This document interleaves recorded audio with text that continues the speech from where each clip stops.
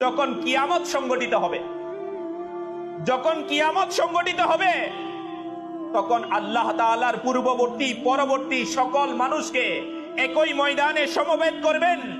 অতঃপর ফিরিস্তা অবতীর্ণ হবে। ফিরিস্তা অবতীর্ণ হয়ে সারি লাইন বানিয়ে দিবে, সবাইকে কিয়ামতের দিন ফিরিস্তারা লাইন বানিয়ে দিবে। এরপর আল্লাহ তাআলা ইরশাদ করবেন, হে জিবরাইল, জাহান্নামকে নিয়ে এসো, জাহান্নামকে নিয়ে এসো। তখন জিবরাইল আলাইহিস সালাম জাহান্নামকে এমন ভাবে নিয়ে আসবে, সেই জাহান্নামের ৭০,০০০ লাগাম থাকবে। ৭০,০০০ লাগাম ধরে জাহান্নামকে টানা হবে। অতঃপর জাহান্নাম যখন সৃষ্টিকুল হতে ১০০ বছরের দূরত্বে আসবে, তখন জাহান্নাম এমন এক বিরাট আওয়াজে গর্জন করে উঠবে যে সমগ্র সৃষ্টি জগৎ এর হৃদয় অন্তর কেঁপে উঠবে।